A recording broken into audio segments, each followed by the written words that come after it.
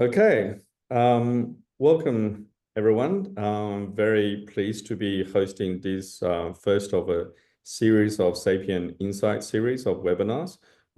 This week centered around the digitization of real-world assets. And I'm very pleased to have two esteemed guests to join me for this webinar.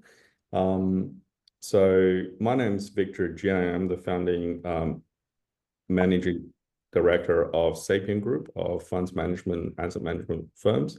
We have a presence across the APAC region, and we're headquartered in sunny Sydney, Australia.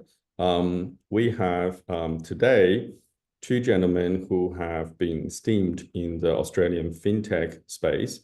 So I might start with Cormac, if you can briefly give us a bit of an intro of your background and what you're working on that could be potentially relevant to this topic. Sure. Thanks, Victor. Yeah, so my background is now over 30 years, right, in financial services across Europe, the UK, and Australia. My background, so it's been in the funds management industry, mainly with big global funds management companies. But in the last 20 years in Australia, it's been around investment platforms and product. And I've sort of run various investment platforms and built online trading platforms, that sort of thing. More recently, I think probably as we saw blockchain emerge and crypto emerge, particularly say about 8-9 years ago, it looked to me that there was a far more efficient way of being able to administer and exchange investments than the traditional market. Unfortunately, at the time, the crypto market, as we know, was and still is largely unregulated. And I believed that if we could, in some way, regulate that type of performance and that type of technology, then we could really sort of change the way the world works. And so I set out over a number of years to really find a existing legal solution that could work to embrace these new technologies that are coming along. Our sort of mantra at the company, which is Finplex, that we created, is that we shouldn't expect that regulators will actually change the laws just because we want them to, or just because they want to keep up with technology. So we looked at what exists currently in the world and what structures are out there, and we explored there's many different ways to do this. And we explored different ways to do it. You could do it as derivatives, units of a unit trust, shares, various different ways of doing it, and to see which one was most appropriate. That could mostly really to give the ease of use that crypto has seemed to give to the world, but actually be able to back it with real assets. Well, I, for one, probably to my loss, didn't get too involved in crypto because I probably didn't understand the concept of nothing behind it as an asset. But that's probably the accountant coming out of me. The real advantage of it is that we could actually securitize and tokenize many different assets in the world. And in doing so, we create a whole new ecosystem, which doesn't require large institutions. Because in traditional markets, big institutions pick up lots of small amounts of money or small amounts of investments, pull them together into a big investment, trade with each other, and then distribute them out on the other side. So if we have lots and lots of small people that are actually able to trade with each other, that represents quite a big threat to the big institutions. We'll come back to that later. but also a huge opportunity and a massive efficiency dividend for investors and for businesses that require their capital. Very good. There's many points that you mentioned that we'll come back to later. I think that there are some very pertinent points right there. So Andrew, can you give us a bit of a spiel of your background and what you're working on? Sure, thanks, Victor. It's good to be on the call with Cormac because he's played a pivotal role in the early part of my career, at least my entrepreneurial career. I'm originally a Sydney boy, but you said you're sitting in Sydney up there, Victor. I now live in Melbourne, but my career has always been in financial services, and the early part was in TradFi or traditional finance, so working in traditional platforms, stockbrokers, and in financial planning. I actually have a financial planning qualification as well as sort of an economics degree through Sydney Uni. So I very much worked through the traditional finance and ended up at Commonwealth Private Bank, sort of helping their wealth management division. At that point in time, I was a bit disenfranchised with the fees being charged to right across the spectrum, from financial planners to platforms to even to the product providers. That I thought, as a self-directed investor, there wasn't really anything out there. So I started my entrepreneurial journey in 2011, and I started a company called Self Wealth, which was really initially designed to help self-directed investors better invest and not necessarily pay the percentage fees that are inherent within the industry. Self Wealth morphed into an online brokerage firm, and I launched the first flat-free brokerage in 2015, 2016. Which I suppose has heralded the new online broking fraternity that's come into Australia. The Royal Commission hit in 2016, 2017, and a lot of people didn't want to use a lot of those, the big banks who sort of own that space. Especially after realizing how much has been ripped off by the big banks, right? Yeah, very much so. So they kept on ringing us up and going, "Who are you? Are we safe with you?" So that was one of the main reasons why we listed the company on the ASX in 2017.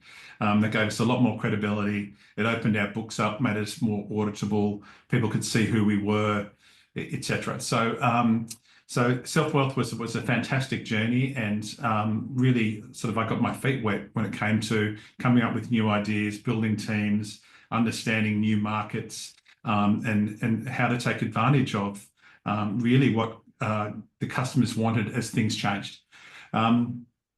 As sort of COVID hit, I took a reassessment of my life. I stepped back a little bit and spent a lot more time with my family.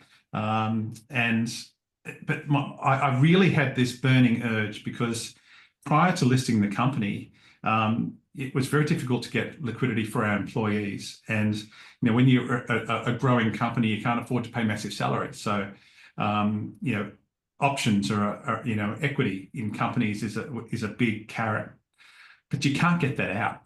So I always had this burning idea in my head about how can I create an ability for at least a private company to have liquidity. So I pitched an idea to a company called FinClear, and they thought this was a fantastic idea. So I formed a company called Platform X, which is now actually called FCX or FinClearX. But really, the challenges I had at that point in time were, how do I create, from a regulatory standpoint, and to Cormac's point, legal is very important here, secondary trading in private companies. The blockchain was really the first time that I came across it as a solution. And there's a significant difference between crypto and blockchain, which we can discuss at another point in time. Blockchain is a technology. Crypto is a different type of thing. But blockchain enabled a lot of different things to happen, and a lot of things to happen really quickly.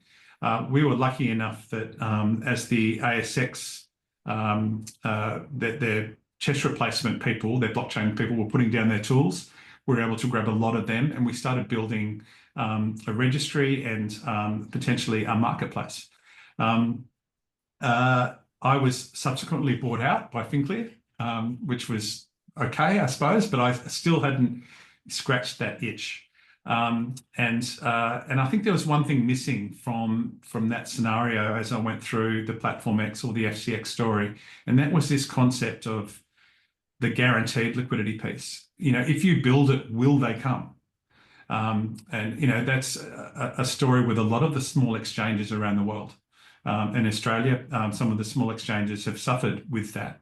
You can put list a company, but will they come along and buy the shares? So I wanted to solve for that problem of that liquidity piece to really enable companies and or funds or any really illiquid assets that aren't listed yet to be able to come to a platform or a marketplace that we could guarantee liquidity. So Liquidize was born. I purchased an existing share registry called Boulevard, which is a fantastic share registry, and we integrated and we enabled and built a guaranteed liquidity solution. So illiquid assets could come onto the registry. Initially, we started with companies. Now we're working with MISs or funds or unit holders to create them guaranteed liquidity. So we will run a program for them, and we will be able to provide guaranteed liquidity. We use, without getting too technical, but we may get a little more technical later, Victor, borrowing a little bit from the decentralized finance world or the DeFi world. We've built an automated market maker or an AMM to price the buyers and the sellers, as we are the counterparty in the middle with the guaranteed liquidity, and then we then pass over to really interested buyers on the other side looking to get access to these private or unlisted and illiquid assets they previously couldn't have got access to. So that's what I've been working on the last 2 or 3 years. Very exciting. We'll definitely come back to some of those more specific points first in a moment. But one thing that really struck me is that guaranteed liquidity, right? That's a really, really compelling idea. And why is it that, in your view, the industry or the market hasn't really come out with anything that can have guaranteed liquidity for unlisted assets, whether it's shares or property or fund units? Because this sounds like a really, really highly desirable thing for buyers and sellers to want to have access to. So why hasn't it happened in its scale so far? What's preventing that? Yeah, I think it's partly a regulatory and a technical issue, Victor. The concept of, and also a business case issue, why and how can you do that? So I suppose at Liquidize, we came up with the business case, the technology, the regulatory case, and, Liquidize has attained an AFSL to enable this all to happen, both in a tokenized world as well as this cash pool or this guaranteed liquidity solution in the middle. To how do we share the economic benefits with not only the companies or the funds coming in and the respective shareholders or unit holders selling, with Liquidize, and with also potentially the people that may fund that guaranteed liquidity. And initially we used private equity. We had 3 firms that were investing in that, and we would share the economic benefits of not only the potential fees coming through from shareholders and unit holders selling, but also the spread that would come over to the buyers on the other side. So there was an attractive business case for investors investing in that cash pool, which is the guaranteed liquidity in essence. Obviously all built on the blockchain, obviously all very seamless and instantaneous. But this central pot of cash in the middle, which is in essence is tokenized, which will buy the units or shares sold by the companies or funds and then instantaneously sell over to the interested buyers looking to get access to these assets they couldn't get access to before. So I think the regulatory angle, that took us a long time. get through that. So maybe that's one of the barriers for the reason why it hasn't happened, at least in Australia. And I know there are only, maybe a couple of different instances overseas, which maybe Victor, you could talk to. But yet it was something that I, running a small listed company on the ASX, and looking at liquidity, and market makers don't necessarily come in for smaller cap companies, was something that I always thought was really important, especially for private companies. Where can you actually get access to liquidity? So it was something that I always wanted to solve for, and it took a while, but we got there. Excellent. And Cormac, what are your thoughts and responses to that same question? Do you agree with Andrew, or what? Absolutely. I think you'd be hard pressed to find any private company in Australia that wouldn't like to have liquidity on their shares. Yeah, I think there's huge demand for that. For the employees, is a particular need. But I think that so there really ends up being, there's kind of three parts to the solution. There's a technology component and the efficiency of that technology. And I think, whilst I was a big fan of crypto itself as an investment, there's no question that's been solved. That there's a proliferation of exchanges out there. So this is no longer this no longer requires the sort of scale and investment from a technology point of view that would have been required to the London Stock Exchange or the ASX 20, 30 years ago. That's completely changed. And then yeah, well, just that in technology in general, blockchain is certainly obviously widely it is used for crypto, but just in general, I think the cost the cost of the efficiency of all technology continues to fall, and it's dramatic. It's not showing any sign of slowing. I think then there's the regulatory aspect that Andrew talked about.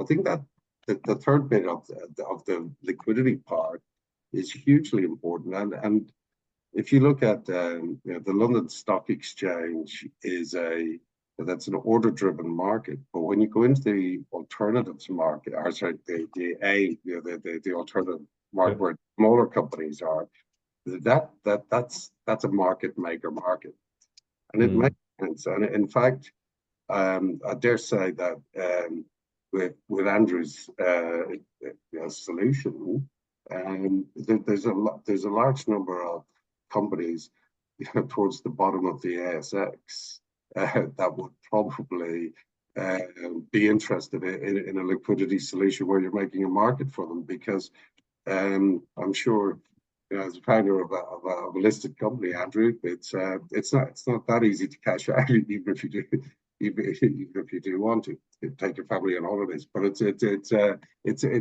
not an easy thing to do, and you see very little liquidity at that bottom end of the ASX. So to not only have the infrastructure and the regulatory structure to be able to give people the confidence to trade, but to actually solve that problem as well is a huge part. So as you both know, we Sapien have been a relatively early investing in blockchain companies, not only in Australia, but also in many other parts of the world. And many blockchain founders have talked about the digitization or tokenization of real world assets. And indeed, you hear a bunch of crypto exchanges talk about this topic as well for actually a number of years. So why is it that there hasn't been a lot of traction, shall we say, relative to the actual size of, for example, the property market here in Australia, or the mortgage market, which is a financial asset as well, which on last count, we have some stats that seems to indicate mortgages in Australia alone is worth $2 trillion, property market a multiple of that. And you look at the entire global crypto market, so digital assets, but not necessarily real world assets. It's just breaking through the $1 trillion market globally. So if the technology has been available, what is it about, what do you guys do that changes the game, so to speak? Why hasn't there been many more digitization of real world assets? What is a whether it's regulatory or market conditions that's prevented proliferation of this to date? I'll jump in first, Victor, if you like. Sorry, comment. I think you just mentioned it, Victor. I think we need to make the distinction, or at least define what a real world digitisation asset is. So Bitcoin is not a real world asset. It's a native crypto token or a virtual coin. Yeah. Phenomena. Some people consider it asset, other people consider it a scam, but and you know, obviously the SEC in the US are coming down on in different ways with different protocols and calling some things commodities, some things securities. But it depends whether it's backed by anything, or it has its own utility, or it is literally a digital thing unto itself that people are just trying of records, right? I think the way that was described to me, that was somewhat logical, is that Bitcoin and others like it is not much more than a immutable set of records. And the longer that chain of records are, the more quote unquote credible it becomes. So these days, people sort of buy into the notion that very significant, so far unbroken, immutable chain of data records, transfer of Bitcoins, imbues value in it. So it's also only a finite amount that it will ever be in existence. Right. But so that is, to your point, hugely different, a world apart from something that is brick and mortar, for example, something that has a legal connotation to ownership, right? So I think it's the reason why it hasn't been truly adopted or widely adopted yet is it's a fairly new concept, and new concepts take a while to get on, and it's a bit of everything you said. It's a bit of regulatory, it's a bit of technological. In Australia, it's quite difficult from a regulatory perspective because ASIC has still not landed on a stance, and there are various consultation papers going through in 2025, so there may end up being some stance or legal opinion by the end of this year. But people playing in the traditional crypto space in blockchain don't necessarily have the credentials to get an AFSL. So, you know, don't even care about an AFSL. Yeah. So to play in the tokenization of real world assets, which is in essence a digital representation which can be traded of the real world asset, in Australia, at least at the moment, ASIC regards that as a security. So you need an AFSL, which enables you to deal in securities. So that has been a significant impediment for people to be able to get it started. But it is a new concept. And also it comes down to the fact that you need to have direct access to the registry of where that asset actually is. Now, if we're talking of bricks and mortar, and maybe Cormac can expand a little further on this, you need to be able to, if you're creating a token which has smart contracts built into it, which we can talk about a little later on in this webinar, and all the wonderful things that a smart contract can do that's embedded within a token to enable things to be more efficient, fast, and cheaper. You need to be able to change the ownership back at where it actually is. So you need direct access to that register or that land title or whatever that may be. So there's been a bit of a challenge, I suppose, to look at the different types of real world assets that can be done easily, or what's the priority? Who's first in the list to be able to do that? Companies a little easier because it's a share register. Funds a little easier, it's a unit register. So you can directly connect up and tokenize and trade, do secondaries, and update that register in real time. With bricks and mortar, I think new structures need to be created to enable that to come more into the public sphere. Well, Mike, did you want to comment or add to that? I'm not sure that So, I'm not sure that I'm not sure that's necessarily as new as Andrew.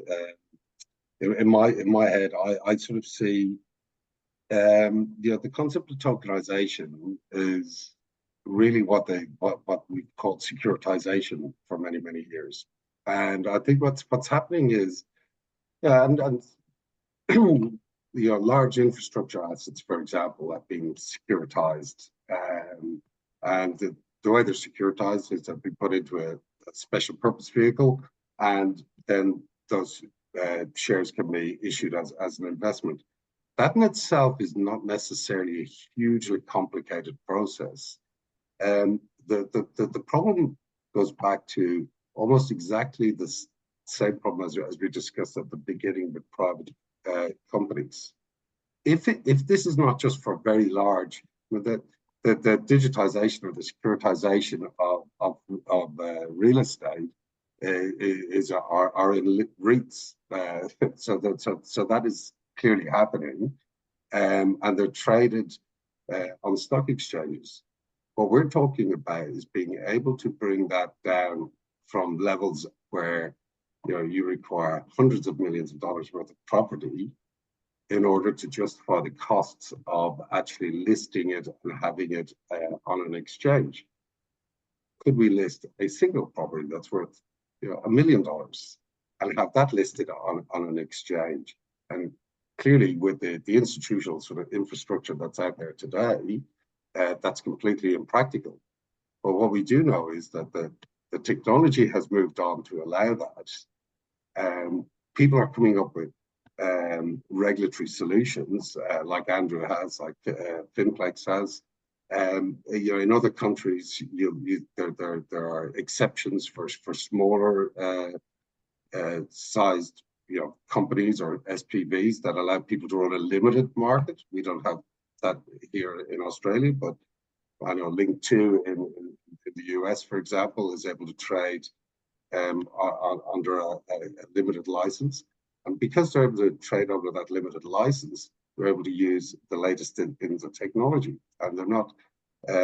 So I think what we're seeing is we're really taking what used to be institutional trading and bringing it down to the little guys. So it's almost going back again to your self-wealth days, Andrew, where we're actually allowing people to access the market directly and be able to do that. Now, the problem with that has been the regulatory environment, and really, I think we're starting.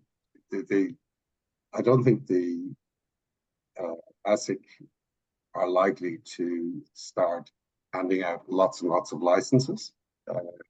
Some jurisdictions did go down that path. Malta went down that path, and in fact, it was an interesting experiment, because Malta went by handing out many exchange licenses, but of course you still needed to have the trade cleared, because in the old world, trading and clearing are two separate activities. So, for example, there's maybe half a dozen security exchange licenses out there in Australia, but there's only one clearing license, which is CHESS, which happens to be owned by the ASX as well, conveniently.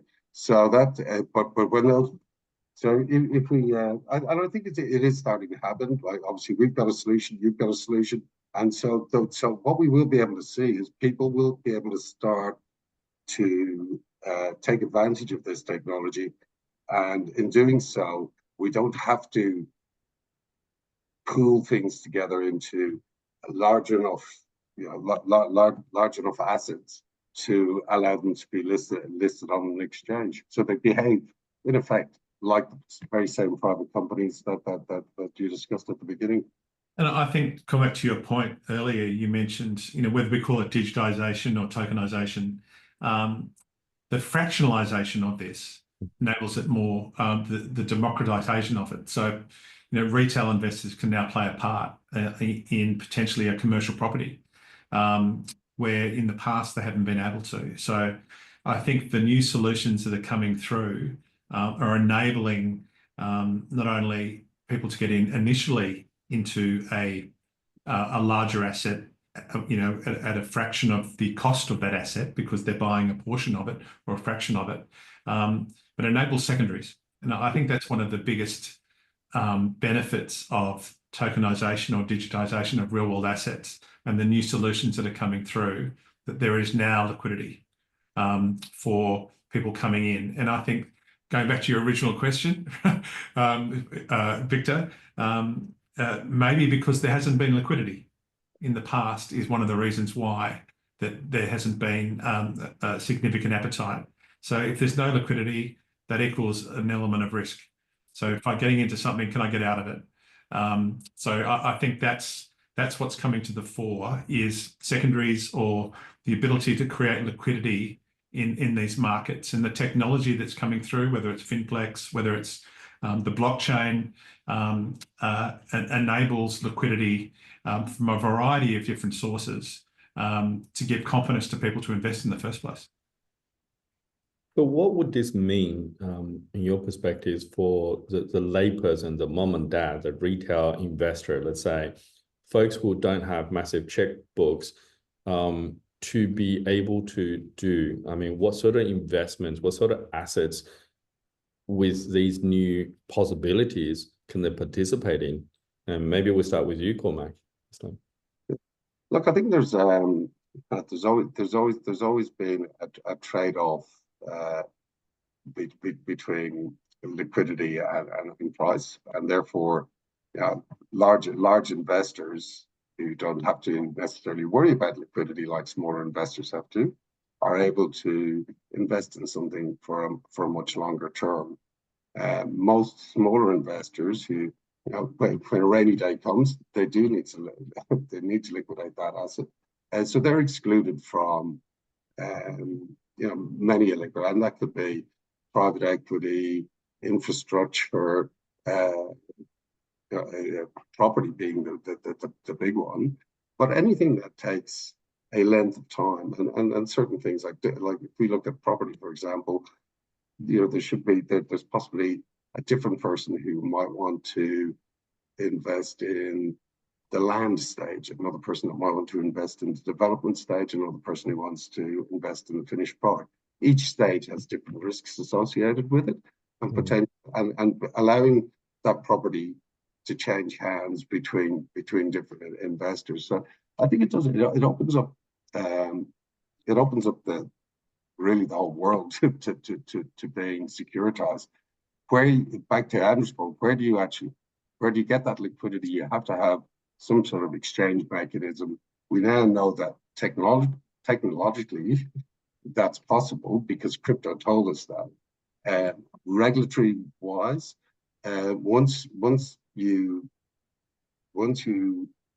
sort of tokenize or create common ownership of a real world asset, it in a sense becomes a security, as Andrew said. And I think what's happened over the last number of years is many of the people that were involved in crypto were trying to circumvent the securities laws, and really thought. Yeah, we have some recent examples of really big failures to talk to that point. Yes. And it became it became almost a little bit cult-like in the fact that, no, we're not going to be regulated by anybody. We're decentralized, and this is how it must work. And I think people are coming back around now and saying, hold on, what about what could we do with this if we did put it into the regulated world? What would we lose and what would we gain?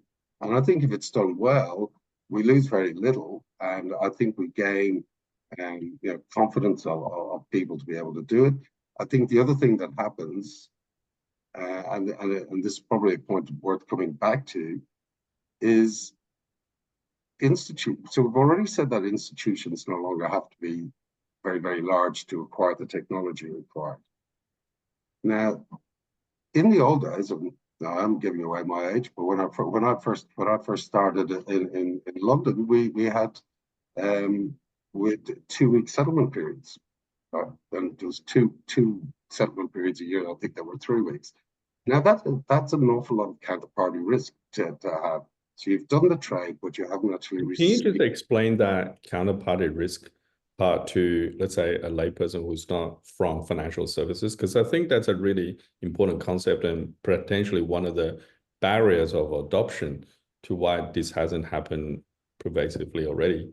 What does that really mean? Oh, so when you there are two parts to a trade traditionally. There is the exchange. So I agree with Andrew that we're going to buy his lovely guitar behind him for $100. Now, there's going to be a period between there and me giving him the $100 and him giving me the guitar. Now, if that period takes a long time, there's now if we imagine that the price of guitars goes up and down quite dramatically, if the guitar is only worth $50 by the time I actually come up to settle the trade, to actually pay him the money for the trade that we've done, I might renege on that because I know it's now only worth $50. So there is a counterparty risk when you. Or I could drive it to you in my car, and I could have a car crash. Now, it doesn't make it. That's right. And so the thing is, so what happens? Barriers to completion of the trade, basically. Right. And the longer that takes, the greater the risks.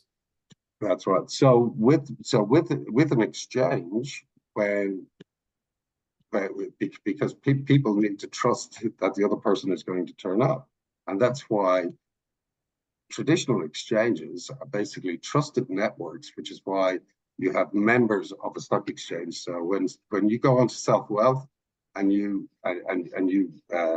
purchase a share, you're technically almost directly accessing the exchange, but you are actually be going through an ASX member firm in order to trade on the exchange, because that gives a very privileged channel to complete the trade, right? Right, and I guess so whilst the technology has allowed people to be smaller and smaller and to actually to create the infrastructure, what we've seen in fact is that in financial institutions, because it works on this trusted network, the institutions need to get bigger and bigger and bigger. Now, once we get rid of once we get to the point where it's instant settlement. So if I'm standing beside Andrew and I say, here's $100 and he gives me the guitar, and it's absolutely instant, then we don't need an institution in between us. And the size of the institution. Clearing is not required. The settlement just happens straight away. Yeah. Absolutely. Absolutely, Victor, you could be trading. You don't care whether because the whole thing with exchanges is, of course, you want them to be anonymous to the traders, and if it's instant settlement, Victor, when he's buying his shares, he doesn't care whether it's the King of England or me on the other side, because he's got absolutely no exposure. That changes that changes the world, and not to be a conspiracy theorist, but I do wonder why. Wouldn't never pick you one to be one. 30 odd years ago, we were moving down from 2 weeks down to T+5 and then T+3, and some markets are T+2. But why it all changes if we go to instant settlement? And this can't necessarily just be a technical issue, because all the crypto exchanges have managed to solve for it. But does it make on virtual assets? It's a little bit hard to think about instant settlement when you're having buy and sellers of let's say real world property, right? Well, that's not. Not really, because the ownership record is already digital. So if you have securitized the property, so if you think about securitization as a process, you have a securitization vehicle, trust or company. That trust or company buys the actual assets, and then the individuals who want to buy the securitized assets buy shares or units or in that particular securitization vehicle. So that is all digital, and ownership can transfer instantly.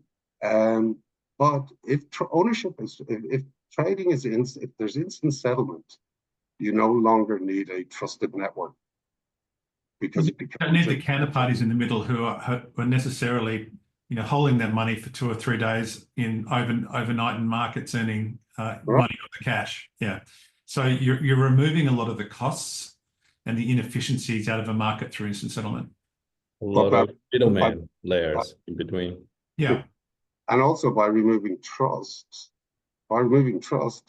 you also remove one of the biggest assets that the large financial institutions in the world have, because that is one of the biggest barriers to entry. And when I say trust, it's not just brand name, it's balance sheet. That's why that's what generally allows people to trust each other. Yeah. So basically, with the new advent of technological capabilities and new ways of doing things, and what you guys are working on, we're able to bring a level of legal recognition of ownership of a real world assets, like a guitar or a actual property, provided it's securitized. That securitized asset title can settle and clear instantaneously, and by focusing on definitive liquidity solutions, people can have a way of selling out of that or liquidate that asset as well. So those two factors combined can really bring down the barrier of adoption monumentally. Have I got that sort of? Yeah, you're spot on, Victor. And I think what the digitisation of real world assets does is brings liquidity to illiquid assets. And by tokenizing or digitising and putting it on the blockchain, you enable other parties to come and play. And I mentioned a little earlier about smart contracts, and it's very relevant to what Cormac just mentioned about all these intermediaries in the middle. A smart contract is just a fancy way of saying computer processes or programs built into what they call a token to enable things to happen. If this, then that. If this, then that. So self-enforcing. Self-enforcing, yes. So it could be KYC, AML.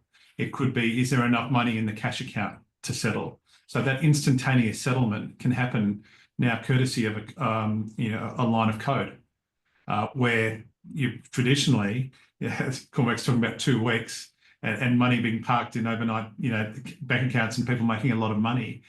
There's a significant threat to the traditional institutions by bringing in this technology, because a lot of these fat wallets are now being sort of shrunk. So there has been some resistance, obviously, and some negative press, of course, in regard to how the new ways of things can be done.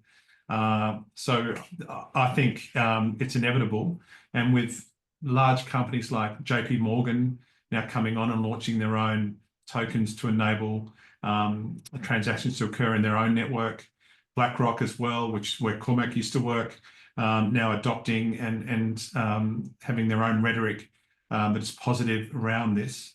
That, again, back to one of your original questions, Victor, will help snowball the adoption of the tokenization and the trust in these processes, and trusting a line of code rather than trusting institutions that potentially haven't been doing the best by you in the past.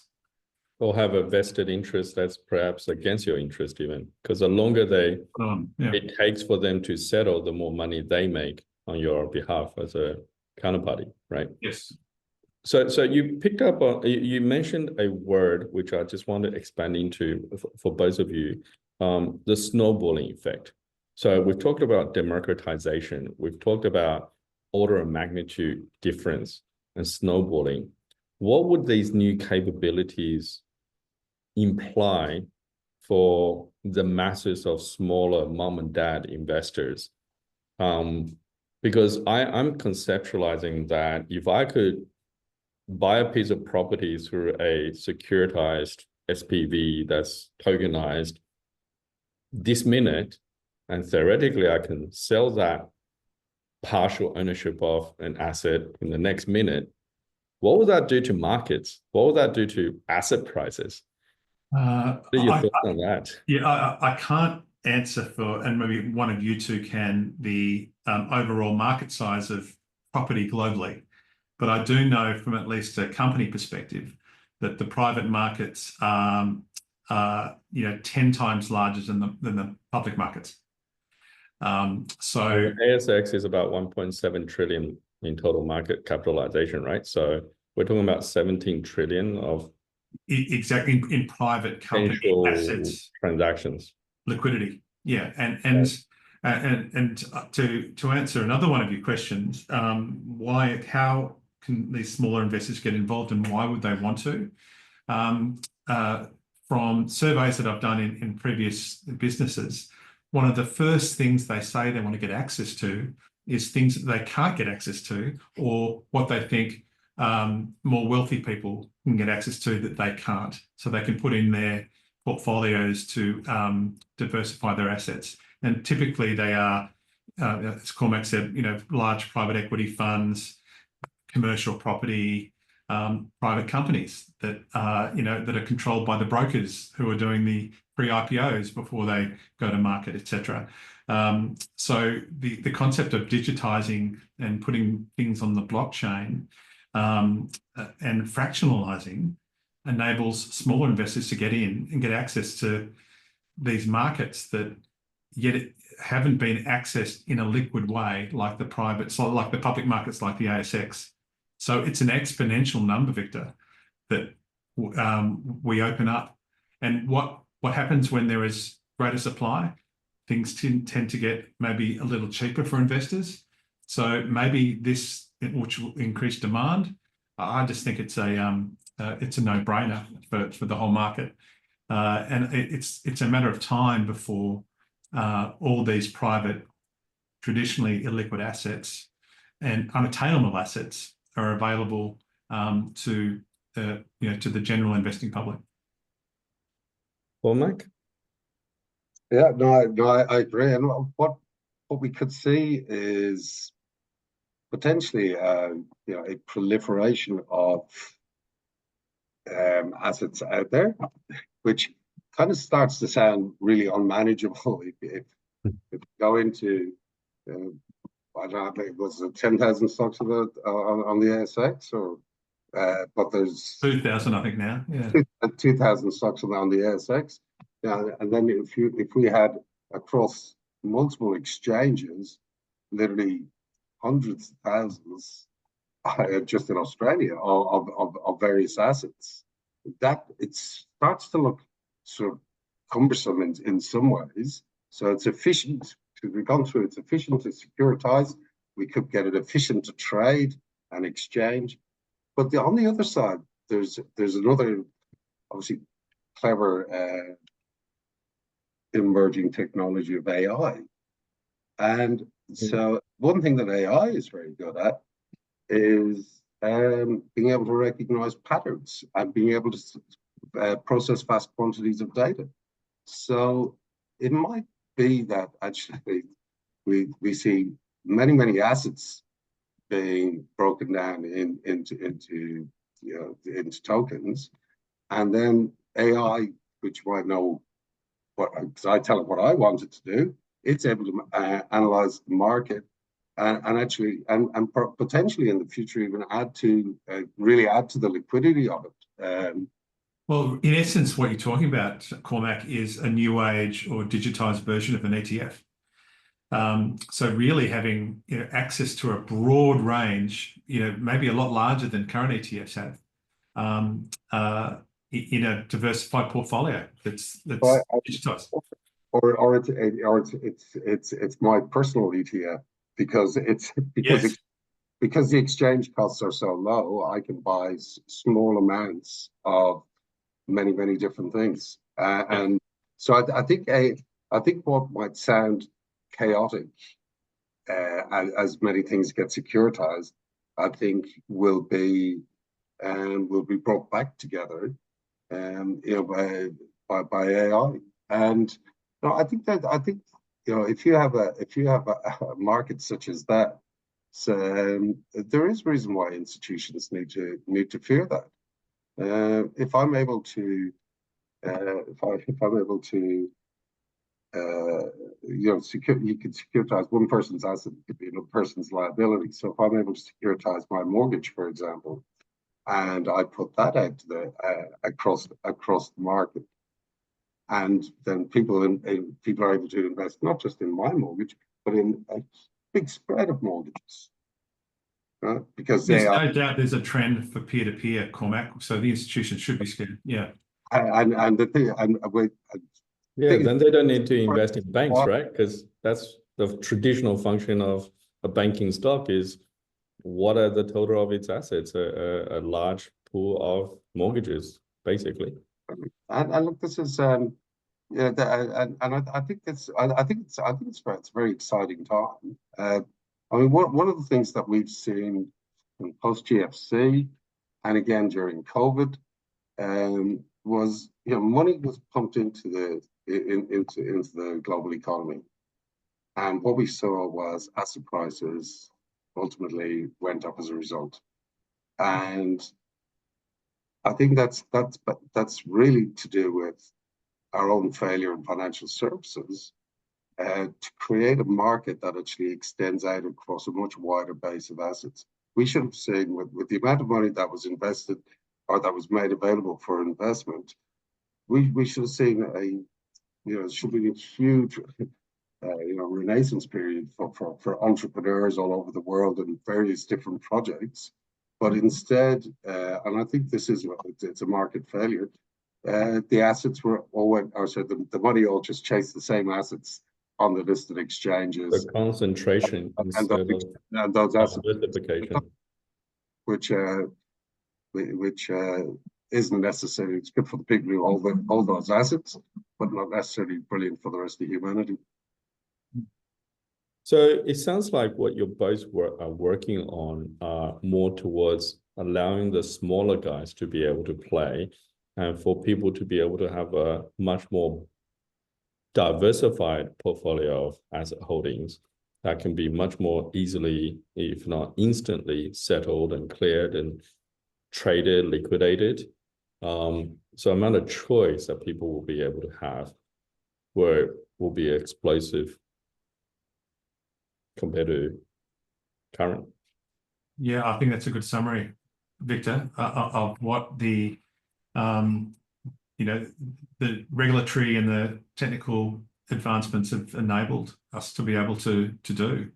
And many different companies are now offering these services to, as I said earlier, democratize, enable the everyday investors to be able to get access to things they couldn't get access to before. And then also have liquidity to be able to sell them on. Which, as we said before, for smaller investors, it's not just access to the asset; that the ability to be able to sell it when needed is a huge barrier to entry. For anybody outside of the ultra high net worths. Last question from me, and I'll provide a little bit more context as well. Is what are your respective plans around internationalization of the ventures that you're working on? As you may know, we Sapient have been quite heavily involved and invested into a US-based fintech platform called Think2. You've alluded to that previously. They're also working on democratization of private unlisted securities. And we are actively looking at ways to bring that sort of value proposition to bear into this part of the world. So, for example, allowing as much as possible mom and dads to buy into some very difficult to access top tier companies in the world, for example, SpaceX or Ripple and so on and so on, and also allowing companies from this part of the world to access more global capital. So what are your thoughts or plans on internationalization of what it is that you're working on? And maybe Andrew, if you can. Yeah, I'll jump in first. I suppose that goes two ways. So to answer your first part, what you mentioned there first, yeah, working with companies like Link2 and others who are looking to access the Australian market and offering their offerings through our solutions and platforms to our own clients, I think is a very big opportunity and something that we would look to partner with the right fit, the company that would like to work with us. And then on the outward side, the two things that Liquidize have had serious looks at as far as opportunities are concerned in the last 12 months, the South Pacific. First of all, there are many small exchanges in Papua New Guinea, Fiji, Samoa that are struggling for liquidity. So the Liquidize model can really come in, and the local superannuation or pension funds in the area can provide that guaranteed liquidity, and it becomes a very nice solution to solve for the Pacific. And create liquidity for some of these great but small companies in the area. The second one is the UAE, which is probably one of the most progressive blockchain digital asset centers in the world, both out of Dubai and also out of Abu Dhabi. We've spent a bit of time in both, and they're both very keen to have us there. Yet again, some of the sovereign wealth funds are looking to provide the guaranteed liquidity, and that we can internationalize a lot of the money coming in, and the companies can get access to that area. So I suppose the best way to answer your question is we're looking at opportunities coming in, and they're two of the opportunities that we've been looking at outward looking. Sounds like very specific goals that you have already in mind, the most opportune jurisdictions to target. Yes. I mean, Singapore's another, but I think it's quite crowded there at the moment. So I think that, yeah, I think being quite specific and will enable you to execute a lot better. Well, Matt, could you share your sort of plans, internationalization? Anyway, one of the things that makes life considerably easier if you're not regulated in any way, as crypto was initially anyway, meant that globalization is easy. Globalization across financial services companies is not easy, and it's probably not as global a market as people may think from the outside. So, generally speaking, if you've got a say global bank like HSBC, you'll find that actually what they've done is that in each country that they're operating as a bank, they've probably bought something that was previously there. So inside any global bank, you probably find the bones of many local banks, and depending on the organization, they sometimes operate quite separately, even though they're all operating under the one brand. So creating a global solution is difficult, and that was something that we very much focused on.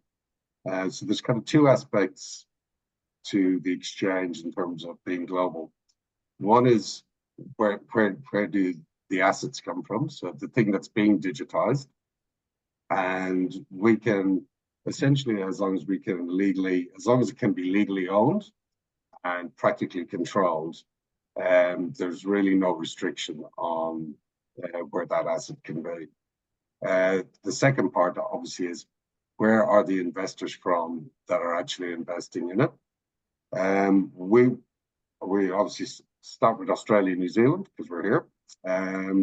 And what we recognize is that, again, with the concept of we want to work with the regulators, not try and circumvent them. So what we find is that people feel safe for themselves and countries feel more comfortable if you're investing via a product in that country, or you're accessing the exchange through their regulation. And so we've created our solution around having a single exchange that can be accessed from multiple jurisdictions, starting with Australia and New Zealand. We are looking at Singapore for the to cover really the whole of Southeast Asia. Interestingly as well, UAE keeps coming up, so that would probably be the next step. Obviously, I've got funds management experience in Europe and the UK, so effectively we're starting in Australia, and the solution will expand around the world towards America, going in the opposite direction. You've mentioned Luxembourg as a jurisdiction. Could you shed any further lights on why that jurisdiction may be of interest? Yeah, well, so the two main European fund centres are Luxembourg and Dublin, and effectively, initially for tax reasons, that's where basically the CCAVs and the unit trusts were all set up in Luxembourg and Dublin, because they're sort of zero tax available. So yeah, and I think falling into that as well would be Channel Islands, Cayman Islands, but so we've got a reasonably flexible structure that will allow investors to come in from the jurisdiction that they reside. And this is very important when you're dealing with the US. So if you are a US resident or you are a US citizen, you will only be allowed to come into in via the US, and that keeps things kind of very clean with all the regulators, and also it makes things easy for investors, because I know most accountants start getting quite upset when you start producing at the end of the year your various international holdings that you hold directly around the world, just in terms of how they manage them for tax, etc. Right. So, okay, there are some differences and commonalities in some of the international markets that you have designs on, and it sounds like once these offerings are matured and implemented, a more globalized democratization of liquidity and settlement and exposure to assets can be unleashed. So it's a very exciting future for investors like me and my firm to get excited about. For our audience, are there any last comments that you might want to share on this topic? Parting words. No, well, first of all, thank you, Victor, and Sapient for having me and representing Liquid Eyes on. I think it's a burgeoning industry. Everyone will know about it and will be participating in it within 5 to 10 years. And it's always great to be an early adopter. But I think having some of the larger institutions now understanding the benefits, I think has really been a great tailwind for it. So there's no doubt this is not going away. And Cormac? Yeah, look, I'd echo those thoughts. To me, it's well overdue. I think we've been racing ahead with the technology and our ability to be able to do this, and it's really been artificially held up for two reasons. I think the first being this may not be to the best advantage of the incumbents, and I think the second reason is I think we possibly got a little bit distracted with crypto and trying to circumvent the law to try and create a kind of an alternative universe. I think now that's being clearly clamped down on, and but people are now sort of ready to start building it in the real world, but using digital exchanges. And I think the way the technology is progressing, the many different solutions will interoperability will not be the issue that it was 25 years ago. Yeah, I think this. So I think the network will grow probably much faster than people expect. Fantastic. Well, it sounds like things are ripe to be changing, and in fact may well be long overdue. So on that note, I'd like to say sincere thank you, and very fortunate to have both of your extensive illuminating backgrounds and insights to share with us and our audience. And yeah, we look forward to future topics of common interest going forward. And thank you very much once again. Thank you, Victor. Right. Thanks very much. Thanks for inviting us on. Okay. Cheers. Thanks, everyone. Andrew.